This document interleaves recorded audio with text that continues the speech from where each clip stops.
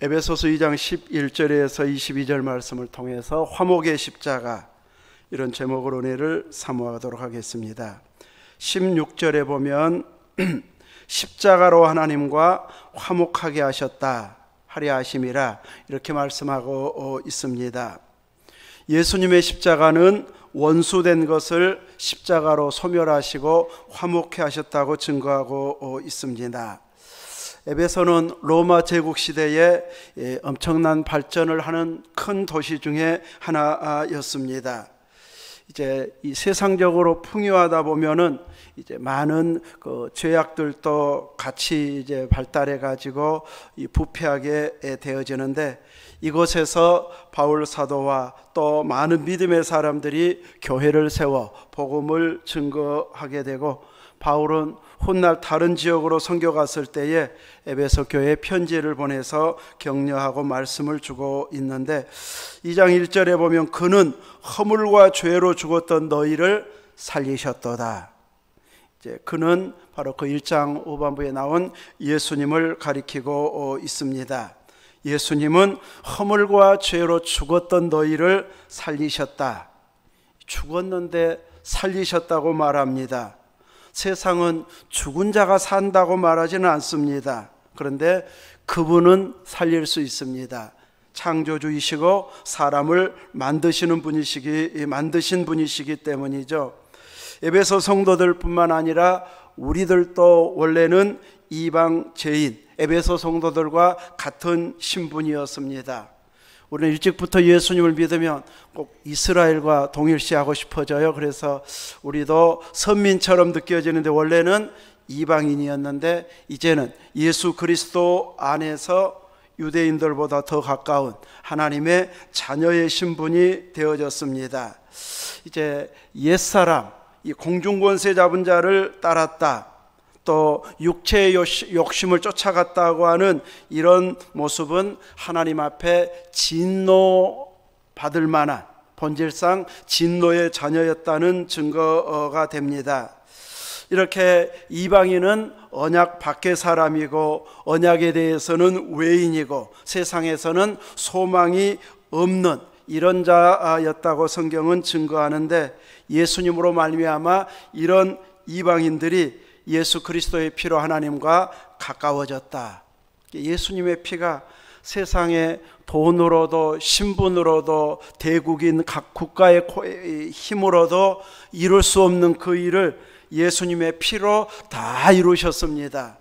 예수님은 힘이 없어가지고, 능력이 없어가지고, 잘못도 못 안 했으면서 그대로 처형당하는 나약한 모습인 것처럼 보여졌는데, 그 십자가의 달리심과 죽으심, 피 흘리심이 온 인류의 죄를 짊어지시고 하나님과 가까워지게 하는 이런 놀라운 은혜를 주는 죽음이었습니다. 또 오늘 본문에서는 중간에 막힌 담을 자기 육체로 허셨다고 말하고 있습니다. 그 담이 얼마나 견고한지, 예수님을 믿지 않으면, 메시아로 인정하지 않으면 담이 헐려지지 않는 견고한 담이었습니다. 지금도 많은 유대인들은 이 견고한 담이 남아 있어 가지고 예수님을 거절하는 이런 이들도 있고, 예수님을 시인하는 이런 예수님을 메시아로 인정하는 교회들이 또 조금씩 생겨나고도 있습니다. 우리가 28년 전에 성지순례 갔을 때만 해도 한 5,000명쯤 메시아로 인정한다, 그 당시 통계로는 그랬는데, 지금은 이제 수만 명이 된다는 소식이 들려오고, 또 여러 교회들에서 가서 지금 선교하고 있다는 이런 소식도 들려오고 있습니다. 본토에 있던 유대인들은 얼른 영접하지 않는데, 외국 쪽에 살다가 이제 최근에 돌아온 이런 사람들 중에는 예수님을 메시아로 인정하고 선교사들이 전한 복음을 잘 받아들이는 이런 이들도 생겨나서 점점 늘어나고 있다고 하는 이런 소식도 들려오고 있습니다. 이렇게 그 견고한 담이 예수님의 십자가로 무너졌습니다. 바울 사도는 안 믿을 것 같았는데 예수님을 만나고 나니까 예수님이 메시아인 것을 인정하고 그가 핍박했던 박해했던 예수님을 바로 증거하는 증인이 되어진 것처럼 예수님을 만나면 또 믿으면 이렇게 놀라운 변화가 일어났습니다. 오늘 본문에서는 천하 만민이 십자가로 허물어지고 하나님과 우리가 화평하게 되어졌다, 담은 헐어지고 화평하게 되어졌다고 말하고 있습니다. 저는 이제 구약 성경을 읽을 때마다 이 백성들이 지도자들을 찾아와 가지고 율법 어긴 자들을 끌고 와 가지고 이 범죄한 자들을 어떻게 처리해야 할지 하나님께 물어봐 달라 했을 때 하나님이 답해 주신 것을 보면 참 두려운 답을 하고 계십니다. 안식일에 나무하고 있는 사람들을 데려왔습니다. 하나님께 어떻게 할까요? 하니까 하나님은 어떻게 하라고 했어요? 죽이라고, 돌로 쳐서 죽이라고 이야기합니다. 싸우다가 홧김에 하나님의 이름을 망령되이 일컫는 이 사람들을 잡아와서 어떻게 할까요? 하고 처리를 물어보면 죽이라고 말합니다. 신약의 아나니아와 삽비라는 밭을 팔아가지고 헌금했는데 죽었습니다. 액수가 적어서였을까요? 액수하고 상관없이 그것을 전부인 것처럼 속였기 때문에 성령을 속였다고 이렇게 책망하니까 그대로 그 영혼이 떠나갔습니다. 이렇게 하나님은 거룩하신 분이셔서 죄를 조금만 지어도, 눈꼽만치만 있어도 하나님은 바로 진노할 만큼 흠이 없으시고 거룩하신 분이십니다. 그래서 하나님께 물어봐 버리면은 법대로 처리해야 되고 법대로 처리하면 죽음이었습니다. 죄의 삭은 사망이기 때문에. 그래서 하나님 앞에 죄 지은 사람을 끌고 왔을 때 어떻게 처리할까요? 물으면 죽이라고 하니까 하나님 앞에 물으면 안 되겠네. 성경 읽다가 막 이런 마음이 드는 거예요. 물어보면 죽음이었습니다. 그래서 우리는 하나님 앞에 죄 문제를 안고 어떻게 처리할까요? 물을 일이 아니구나. 우리는 하나님 앞에서 사랑의 하나님, 용서의 하나님께서 우리의 죄를 긍휼히 여겨달라고, 용서해달라고 용서를 구해야 되겠구나. 예수님의 피에 호소하고 십자가에 호소해서 하나님이 그래도 용서해 주옵소서 하면서 용서를 구하는 기도를 해야지, 이거 법대로 처리하면 어떻게 해야 될까요? 물어보면 죄이기 때문에 바로 죽이라고 하는 이런 명령이 떨어지는 이런 하나님이셨는데, 예수님은 오셔서 가늠하다가 현장에 잡힌 여인을 끌고 와서 어떻게 할까요? 물었을 때 율법은 어떻게 하라고 했느냐고 물어봅니다. 죽이라고 했습니다 하면서 이제 예수님에게 계속 어떻게 할까요? 다그칠 때 고소할 틈을 얻기 위해서 죽이라고 하면 사랑이 없다고 공격할 것이고, 용서해 주라고 하면은 율법을 어긴 자라고 또 이제 뒤집어 씌울 수 있는 절호의 기회를 잡아가지고 예수님에게 잡아왔을 때 처음에는 대답하지 아니하시고 땅에 글씨를 쓰고 계시다가 계속 다그쳐 물으니까 죄 없는 자가 돌로 먼저 치라고 말합니다. 그랬을 때 예수님의 말씀이 얼마나 권세가 있었는지 어른으로부터 시작해서 하나씩 하나씩 다 돌아갔다. 양심의 가책이 그 당시에는 있었던 것 같아요. 지금은 이렇게 물어보면 일단은 뒤 생각도 안 하고 자기 속도 과거도 생각도 안 하고 저 사람은 죽어야 돼 하면은 돌부터 던지는 시대가 돼버린 것 같기도 해요. 지금은 용서도 사랑도 없이 무자비하게 공격하는 이런 참 부패한 시대, 주님 오실 때가 멀지 않는 이런 시대가 되어버렸는데, 이렇게 예수님은 비로소 오셔서 이제는 용서를 말씀하고 있고, 또 다시는 너를 정죄하지 않느니 다시는 죄 짓지 말라고 이렇게 용서하면서 보내고 있습니다. 오늘 우리들은 잘못한 만큼 혼내라고 하나님께 기도할 것은 아닌 것 같습니다. 하나님은 안식일에 나무 하나가 걸린 사람을 죽이라고 할 정도면은 안 걸릴 사람이 얼마나 되겠어요? 이렇게 잘못한 만큼 어느 정도 수준인가 시험해보고 알아보고 싶어하면 당연히 큰 죄든 작은 죄든 우리 기준의 큰 죄 작은 죄이고 하나님 앞에서 모든 죄는 사망입니다. 이런 무서운 죄를 예수님께서 십자가의 피공로로 모두가 용서받을 수 있는 새로운 산길, 하나님의 용서의 길이 십자가로 열려지게 되어졌습니다. 이제 우리에게 살 길은 이 십자가를 의지하는 길 외에 다른 길은 없습니다. 그래서 하나님 앞에 당당한 사람들은 다 사망이고, 이제 나는 부족하고 부끄럽습니다 하면서 예수님 옷자락 뒤에 숨는 자들은 예수님이 가려주셔서 살게 되어집니다. 우리는 끊임없이 예수님을 의지하고 십자가 그 피공로를 의지할 때 하나님의 용서와 사랑이 임하는 이런 화목할 수 있는 길이 열려진다는 것을 십자가를 통해서 배우게 하고 있습니다. 에베소 성도들이나 저 북한이나 우리 대한민국이나 다 하나님 앞에서는 이제 언약과는 먼 이방인들이었는데 이제는 천하만민이 하나님 앞에 담대히 나아갈 수 있는 산 길이 열려졌는데 바로 예수님의 이름의 권세로 나아갈 수 있게 되어졌습니다. 구약의 대제사장도 하나님을 가장 가까이에서 배울 수 있는 영광을 가진 자였지만 수시로 가지는 못했습니다. 대속죄일 때 한 번에 나아가서 백성의 죄를 짊어지고 이제 속죄를 했는데 우리들은 예수님의 이름으로 매 순간마다 나아갈 수 있는, 무시로 나아갈 수 있는 구약의 대제사장보다도 더 하나님을 가까이 할 수 있는 자격을 예수님 때문에 받은 자가 되어졌습니다. 오늘 본문에 그래서 우리들은 성도들과 동일한 시민이요 하나님의 무엇이라고 말합니까? 권속이라. 권속은 무엇입니까? 식구. 권속은 식구입니다. 우리는 이제 하나님과 함께 사는 한 식구요 권속이 되어졌다고 말하고 있습니다. 이어서 20절에 너희는 사도들과 선지자들의 터 위에 세우심을 입은 자라. 사도들과 선지자들의 터, 건물의 기초는 선지자들과 사도들이라고 말합니다.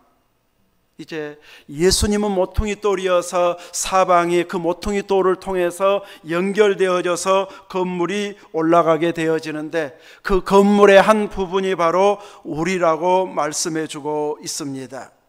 우리들은 사도와 선지자들의 터 위에 세워진 건물이고 성전이라고 말하고 있습니다. 그러면서 아직은 다 완성이 된 상황은 아니고 예수님과 함께 지어져 간다고 말하고 있습니다. 완성품이 아닙니다. 완성품이 아니었을 때는 이제 허물어질 수 있고 다시 고칠 수도 있기 때문에 우리들은 항상 정신을 차리고 깨어 있어야 됩니다. 예수님은 산상수훈에서 기초가 반석이 아니고 이 모래 위가 되어지면 비가 내리고 바람이 불고 창수가 날 때 다 떠내려간다, 넘어진다고 말하고 있습니다.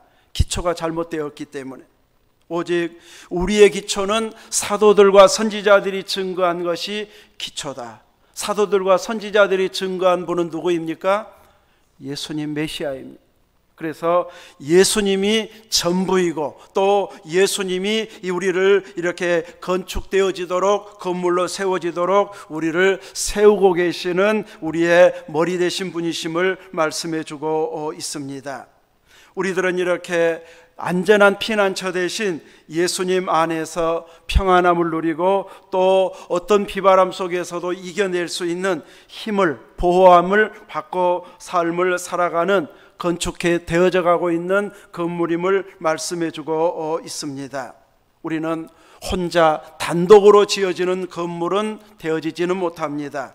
함께 지어져야 되고 서로가 연결이 되어져서 이제 건물을 완성해 가고 있는 자들이라고 성경은 말씀하고 있습니다. 그래서 우리들은 내가 원하는 수준만큼 완공하는 것이 아니고 우리의 머리가 되신 예수님과 함께 자라가야 되기 때문에 범사마다 예수님만큼 자라가야 됩니다. 그래서 예수님 수준으로 올라섰으면 이제 나는 다 했다 이렇게 자신할 수 있는데, 그 정도 수준에 올라갔습니까? 우리는 예수님 수준만큼 올라가지를 못했습니다. 그래서 계속해서 자라가야 되고 예수님으로부터 영향을 공급받아야 되고 힘을 입어야만이 생명이 존속되는 이런 예수님과 연결된 자들입니다. 하자 많은 우리들인데 예수님이 그 부족함을 채워주심으로 하자가 이제 해결이 되어지고 이제 마무리되어져서 더욱더 우리를 빛나게 해주고 있습니다. 그래서 우리가 자랑해야 할 것은 세상적으로 성공한 거나 내세울 것으로 자랑하는 자가 아닌 예수님을 자랑하는 자가 되어져야 할 것입니다. 내가 잘한 것 자랑하다 보면 얼마 안 가서 자랑할 것이 없음을 알게 되고 그 자랑한 것 때문에 올무에 걸리는 경우도 생겨나게 되어집니다. 제가 은혜 받고 설교 준비해서 이 말씀 전하면 성도들이 은혜 받을 것 같고 은혜 받아야 되는데 막 이런 마음으로 전하는데, 딱 설교 끝내고 한 주간 살아가다가 보면 딱 어느 순간에 그 설교가 나들으란 설교였네, 이런 때가 아주 수없이 많습니다. 나는 성도에게 은혜를 끼친다고 증거했는데 성령님께서는 너 때문이었어, 네가 고쳐줘야 돼, 너를 향한 말씀이었어. 다행히 깨달아진 것도 은혜였습니다. 우리들은 이렇게 끊임없이 어느 말을 들을 때는 참 저 집사님이 들어야 되는데 오늘 하필 결석했네, 이렇게 생각할 일이 아니고 하나님은 듣는 나를 향해서 주시는 말씀임을 알아야 할 것입니다. 이렇게 다른 사람이 들어야 된다고 생각할수록 실은 그 말씀은 나에게 해당되는 말씀이었습니다. 저만 그런 생각이 들었습니까? 여러분도 그렇던가요? 우리들도 수시로 이런 생각이 듭니다. 그래서 갑자기 말하다가 누군가를 막 비판하고 싶어질 때는 꼭 비판받아야 마땅한데 얼른 줄이든지 중단시켜버려야 됩니다. 계속 나아가면 그때까지는 내가 잘못한 것이 없는데 그 다음에 내가 그 실수를 하는 것이 딱 발견되어집니다. 누구 탓할 것이 못 된다. 우리는 완벽하지 않기 때문에 누군가를 탓했다가 얼마 안 가서 나도 똑같은 행동을 하네, 이것이 느껴질 만큼 우리는 연약한 자들입니다. 그래서 우리들은 누군가의 잘못을 지적하거나 또 내가 막 더 훨씬 뛰어난 것처럼 이 방법 저 방법 가르쳐 주는 것이 아니라 성경이 말씀한 대로 예할 것은 예하고 아니요 할 것은 아니요 하고, 예와 아니요만 잘 하려고 하지 막 지도하려고 하고 가르치려고 하고 책망하려고 해서 막 내가 고치려고 해가지고는 나중에는 다 나한테 해당되는 말이 되어버립니다. 우리로 이렇게 하나님 앞에 심판받을 수밖에 없는 우리들을 예수님의 십자가로 하나님의 권속이 되게 해주셔서 하늘 백성 하나님과 한 상에서 먹을 수 있는 이런 존귀한 자로 세워주셨습니다. 성찬에 참여한다는 것도 우리는 하나님의 상에 참여하는 존귀한 자가 되어졌다고 하는 은혜의 통로에 동참하는 것이 되어집니다. 이 은혜가 더 확장되어지면 우리의 먹고 마시는 모든 것까지도 하나님과 함께 한 상에서 먹는 이런 신앙 수준으로 올라서야 됩니다. 성경은 무엇을 먹든지 마시든지 하나님의 영광을 위해서 하라고 말합니다. 우리는 하나님의 영광을 위해서 먹어야지 하는 것보다도 배고프니까 먹고 맛있는 거니까 먹고 그럽니다. 저는 지덕성 목사님 생각하면 콜라를 얼마나 좋아하시는지, 아무튼 다른 음료는 다 싫어하고 무조건 콜라만 찾으시는 그런 목사님이 계시고, 그 음료수 좋지도 않다는데 저분은 저렇게 콜라를 좋아하시네. 근데 뭔가 한 가지 좋아하는 사람은 그것만 먹고 살아도 또 병원 가보면 별로 이상도 없다고 그래요. 다른 사람 막 당뇨 와버리고 뭐 와버리고 그러는데 좋아하는 사람은 이상하게 또 그러는 경우도 있는데, 나도 그러겠지 하다가 큰 코 다치니까 우리는 어쩌면 줄여야 할지도 모릅니다.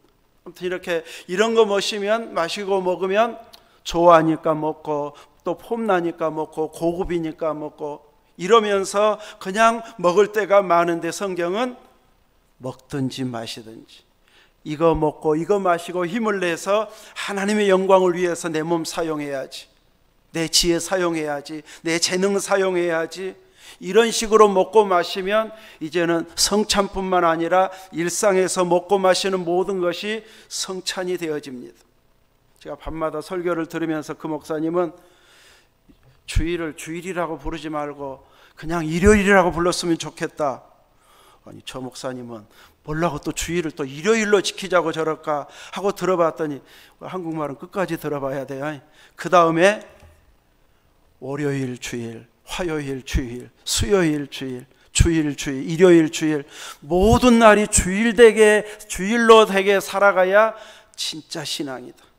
우리는 주일만 하나님께 영광 돌리는 날이 아닌 매일매일이 하나님께 영광 돌릴 정도로 살아야 참 신앙의 길을 걸어가고 있는 자입니다. 그러니까 오늘은 주일 지났으니까 좀 마음대로 살아도 되겠네, 이렇게 마음 풀어지면, 느슨해지면 금방 세속화돼 버립니다. 그래서 우리들은 늘 매일을 주일처럼 살아야 된다. 그래서 따로 이렇게 더 거룩한 날이 있다고 구별하지 아니하고, 더 거룩한 절기가 있다고 구별한 것 아니고, 단지 조금 더 기억하려고 할 뿐이고, 매일을 주님 안에서 살리라, 주를 위해서 먹고 마시리라, 내 가진 모든 것을 주를 위해서 살아가리라, 여기까지 올라가게 되면 우리들은 장성한 자로서 이제 아름다운 결실을 맺고 있는, 건축의 본 모습이 이제 드러나는 아름다운 집이 되어지는 모습이 되어질 것입니다. 이런 사람들이 직장 생활하면 직장이 바뀌어지게 됩니다. 이런 사람이 사업을 하게 되면 거래처 사람들까지 변화가 되어집니다.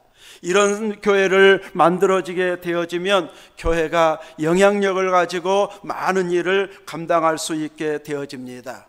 우리의 규모나 개인의 능력으로 봐서는 그렇게 큰 일을 감당할 자격이 없는데, 우리와 함께 하신 분이, 우리의 머리 되신 분이 예수님이시기 때문에 작아도 주님이 원하고 기뻐하면 넉넉히 그 일을 이루어갈 수 있도록 주님은 인도해 가십니다.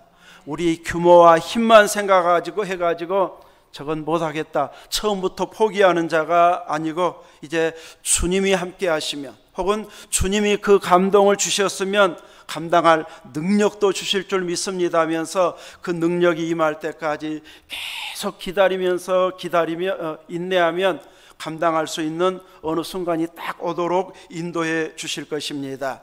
이런 은혜를 경험하게 되어지면 하나님 일하는데, 감동 주는데 두려워하지 않습니다. 어느 목사님은 사모님이 막 감동받을까 봐 두려워요. 그냥 감동받으면 막 크게 저지르니까 근데 이렇게 같이 감동받아서 기쁘게 결과가 훨씬 더 좋아져서 다 채우시네, 이런 것을 느끼게 되어지면 더 이상 탓하거나 책망하지 않고 또 계속해서 감당할 수 있는 격려자가 되어질 것입니다. 여러분 한 사람 한 사람도 이렇게 끊임없이 주님을 의식하면서 행동할 때에 그분이 다 이루어 가시는 이런 경험을 통해서 괜히 내 것처럼 인색했네 후회하지 말고, 주님이 일해 가시는 멋진 모습을 보면서 더 깊은 신앙으로 성장해 갈 수 있기를 주의 이름으로 축원합니다. 아멘.